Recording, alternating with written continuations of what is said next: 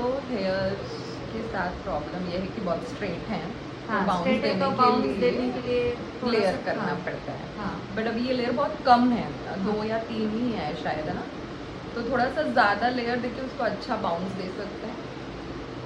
बाकी आपकी क्रिएटिविटी के ऊपर है, मुझे कोई प्रॉब्लम नहीं है अगर आप नमस्कार मित्रांनो, मी Nivedita studio and the makeover cafe या मराठी यूट्यूब चॅनलमध्ये तुमचं सर्वांचं स्वागत करते.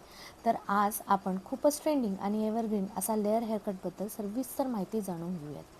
सो आतापर्यंत तुम्ही बघितलं की मी बेसिक रिक्वायरमेंट काय आहे क्लायंटची ती जाणून घेतली.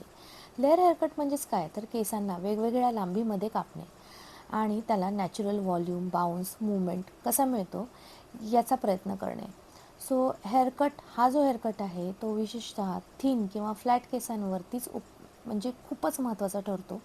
जर असे प्रकारचे क्लायंट आले तर तुम्ही त्यांना त्यांच्या केसांना भारदार आणि स्टायलिश लुक देऊ शकता. सो या हेअरकटमध्ये काय करतो आपण, 2 सेक्शन काढतो आधी आणि ज्यालाच काय म्हणतात प्रोफाईल लाईन, आणि प्रोफाईल लाईन काढल्यानंतर 4 सेक्शन करायचे. इयर टू इयर काढून 4 सेक्शन काढायचे आणि 4 सेक्शन काढल्यानंतर हा हेअरकट जनरली आपण फ्रंटपासून स्टार्ट करतो. सो या हेअरकटमध्ये काय असतं, समोरचे जे फ्रंटचे हेअर्स असतात ते छोटे असतात आणि जसे जसे मागे जातात बॅकचे हेअर्स जे असतात ते लांब ठेवले जातात. त्यामुळे एक सुंदर फ्लो तयार होतो. लेअर हेअरकटचे जसे खूप सारे प्रकार असतात, जसं लॉंग लेयर्स असतात, शॉर्ट लेयर्स असतात, फेस फ्रेमिंग असतं आणि बटरफ्लाय लेयर्स असतात. आणि जर समजा तुमचे केस जर पातळ असतील तर सॉफ्ट लेयर्स तुम्हाला व्हॉल्यूम देतात.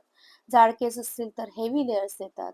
राउंड फेससाठी तुम्ही लाँग लेयर चेहऱ्याला स्लिम लुक देतात आणि ओव्हल जर फेस असेल तुमचा तर ऑलमोस्ट खूपच सुंदर दिसतात हे लेयर्स. लेयर हेअरकट नंतर स्टायलिंग करणेही खूप सोपं जातं. सो या क्लायंटला तसंही त्यांना स्टायलिंग हवं होतं. त्यांचे केस इतके जास्त स्ट्रेट होते, इतका त्यांच्या केसांना हेवीनेस होता की त्यांच्या केसांना कुठल्याही प्रकारचा आउट कर्ल येणे शक्य नव्हते. सो त्यांना स्टायलिंग देण्यासाठी मी इथे त्यांना कर्ल्स पण केलेले आहेत. बरं, हा हेअरकट मी तुम्हाला एकदम स्टेप बाय स्टेप यात दाखवलेला आहे की कसा हेअरकट करायचा आहे. पण एक गोष्ट लक्षात ठेवा, लेयर कट करताना प्रत्येक सेक्शन प्रॉपरली घ्यायचा आणि अँगल पण खूप महत्वाची आहे. जसं कोणाकोणाचे लेयर्स हे 0 डिग्रीमध्ये कट होतात, तर कुठले लेयर्स हे 45 डिग्रीमध्ये सुद्धा कट होतात. तर इथे मी जो केलेला आहे तो 45 डिग्रीमध्ये हेअरकट केलेला आहे. नाकाच्या समोर आणूनच त्याला कट करायचा आहे. आणि सेक्शनिंग आणि अँगल इतके महत्त्वाचे असतात ना, चुकीच्या कटिंगमुळे तुमचा शेप सुद्धा बिघडू शकतो. हा जर कट तुम्हाला घरी करायचा असेल तर step by step guideline follow करायची आहे.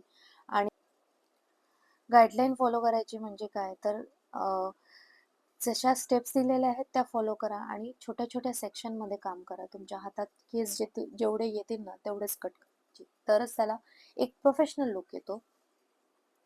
जर तुमच्याकडनं होत नसेल तर खरंच प्रोफेशनली मदत घ्या. सॅलॉनमध्ये जा आणि हेअरकट करून घ्या. घरी कुठल्याही प्रकारचा प्रयत्न करू नका. नाहीतर तुमचे केस खराब दिसतील. सो हा जो हेअरकट आहे हा कुठल्याही पद्धतीच्या केसांवरती सूट होतो. स्पेशली ज्यांचे केस स्ट्रेट आहेत, थोडे वेव्ही आहेत, त्यांना तर खूपच सुंदर दिसतो. वेव्ही असतील तर आउट कर्ल पण खूप छान दिसतो. त्यात थोडा स्टेप कट केल्याचा पण फील येतो. सो लेयर कट हा सगळ्यात सुंदर, स्टायलिश आणि एव्हरीडे फ्रेश आणि कॉन्फिडंट लुक देणारा हेअरकट आहे. सो हा व्हिडिओ तुम्हाला आवडला असेल तर व्हिडिओला लाईक, शेअर आणि चॅनलला सबस्क्राईब करायला विसरू नका. अशाच ब्युटी आणि हेअर ट्युटोरियलसाठी माझ्या या studio in the makeover channel सोबत है ना, नेहमी राहा. ऑलमोस्ट वैसा आणि ही है बघा ये। तुम्ही, मी आज का मेरा स्टायलिश एक लुक आउटफिट दिलेला है, आहे. उस पे मैंने कर्ल्स दिलेले ऑलमोस्ट आहेत. ऐसे ही बालें बांधे। कारण खुलने त्यांच्या के बाद एकदम केसांमध्ये कर्ल्स बाउंस आ गया दिलेले ना असतात बालों ना, में, सो मी कर्ल्स चिपके दिले चिपके नहीं तर लग रहे। किती सुंदर लुक आलेला आहे. सो खूप सुंदर दिसत होत्या आणि त्यांनाही खूप आवडलेला. थँक सो मच हा व्हिडिओ एंडपर्यंत पाहिल्याबद्दल आणि भेटूयात अशाच नवीन व्हिडिओसोबत. तोपर्यंत बाय बाय.